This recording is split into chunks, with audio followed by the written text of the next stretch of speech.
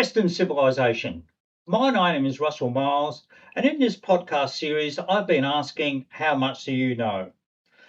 I'm not suggesting that you'll lack knowledge about the rich and diverse Western culture. Rather, I'm challenging us to think differently and to be open to others' perspectives.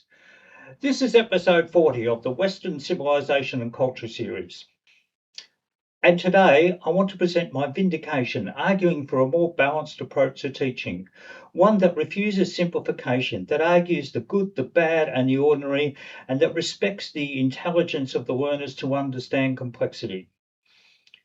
The West has been seen as domineering and reactionary, an ideology serving the rich and the powerful. It has destroyed other cultures. That's a valid critique. The West is also more complicated than that. The West has embraced liberalism. It has driven social change, incorporated other cultures' ideas, and transformed itself into something new.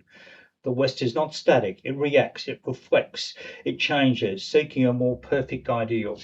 In developing this series, I read widely across historical text. One that stood out was Paul Wable's Western Civilization, A Brief History, 2020. Wable is a professor of history at Bowen University, USA, where he taught the subject for over 40 years. His authority on the topic is substantial. The book is designed for college students and senior secondary learners.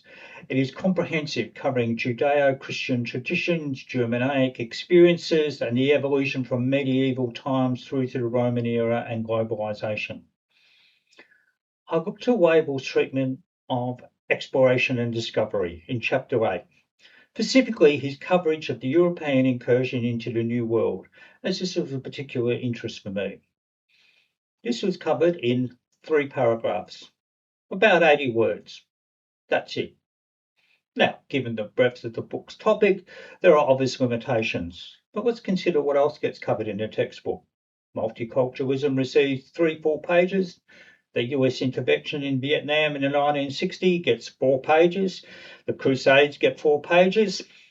What does Wable actually say about the conquest of the Americas? He acknowledges not every aspect of the Columbian exchange was positive for the participants. He notes the arrival of horses, cattle, insects, rats. And crucially, he addresses disease. The exchange of disease caused great suffering. He even cites estimates that put Native American death toll from new diseases as high as 90%. So Wable recognises the catastrophe. But the analysis stops there. The paragraph moves on. 90% mortality, that seems a casual observation of what translates to an estimated 20 to 40 million men, women, and children erased from the earth.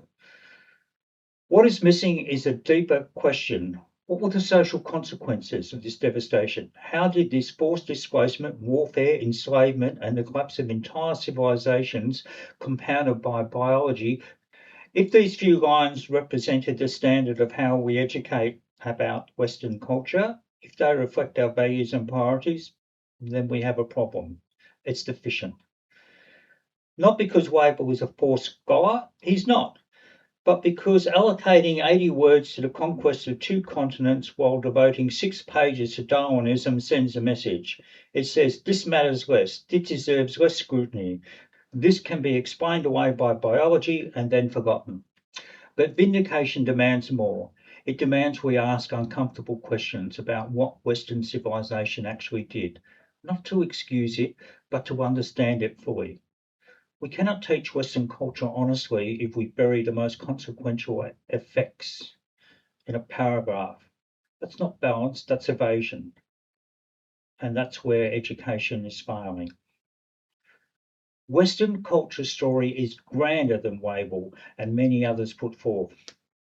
I discovered the Ramsay Centre, dedicated to the study of Western civilization.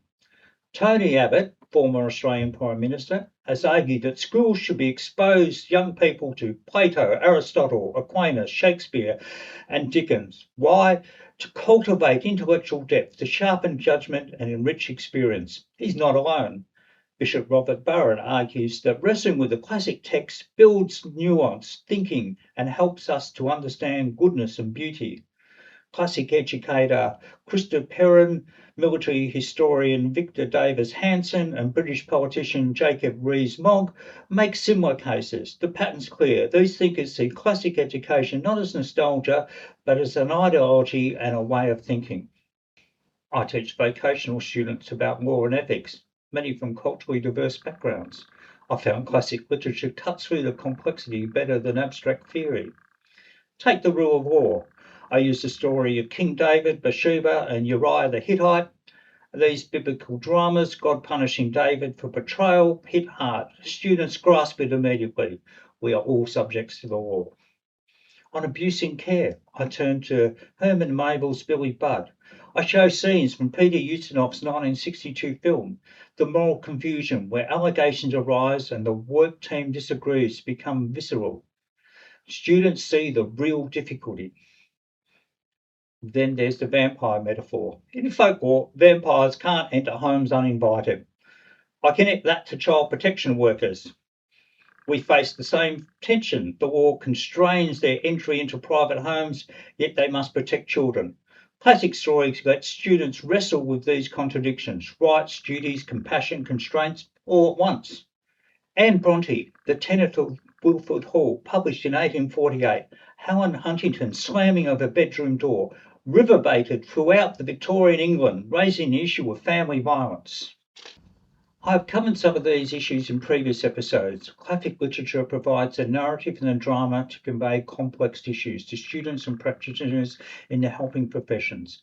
Classic literature is powerful insight into Western culture.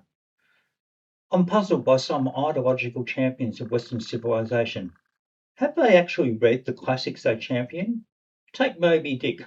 Herman Melville depicts same-sex relationships among the sailors matter-of-factly.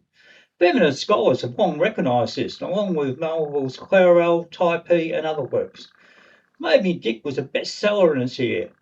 This didn't trouble readers. The book's complexity didn't threaten its popularity. But here's what interests me. Moby Dick has been adapted into a film a dozen times. Audiences love these movies, yet the films erase the same-sex relationships entirely. So I wonder, do some of the champions of classic literature know these works only through the cinema? Have they missed Marvel's non-judgmental exploration of the human sexual complexity? Because if they only see the movies, they miss how these classic works of literature refuse to simplify the human condition. I might have used other examples. In this series, we've explored the Western way of warfare, the ruthlessness coupled with moral causes, the range of ideas in the Bible, good, wicked, and indifferent, revealing a struggle of how humans are to live with one another, the dynamic origins of the song Pocahontas Ana from both First Nation and Western sources, and that it spread to the world, as did Kai Sakamaka's U Omati Akaru, which was popularised, thought Sukiyaki was more easy to pronounce. Godspell is a two-act musical based on the Gospel of Matthew, first performed in 1971. It began as a masterpiece by John Michael Talbot, who came from a Christian background. His project explored mythology in culture and the joy expressed in Matthew's Gospel.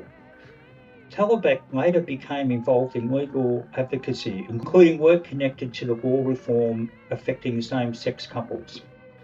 The music and lyrics were written by Stephen Saswich, who was of Jewish heritage. That collaboration, a Christian dramatist and a Jewish composer, itself reflects something distinct about Western culture, creative exchange across traditions. The musical became popular with schools and church groups.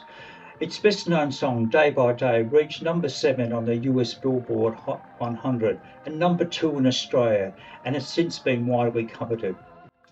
The refrain is simple and memorable. To see thee more clearly, love thee more dearly, follow thee more nearly, day by day. I offer that as a reflection of Western culture at its aspirational best, shaped by religious inheritance, open collaboration, reformist impulses, and the continuing desire for moral growth. The West is dynamic and changes, sometimes for the worse, hopefully for the better. I argue that Western culture has effectively become our global culture because it's widely seen as more acceptable, adaptable, and progressive. The fact that we can openly debate this claim reflects the strength of that culture itself. I hope you've enjoyed this speech and appreciate the passion, even if you have other views on the topic. If you only ponder what I've raised, I'll be well pleased.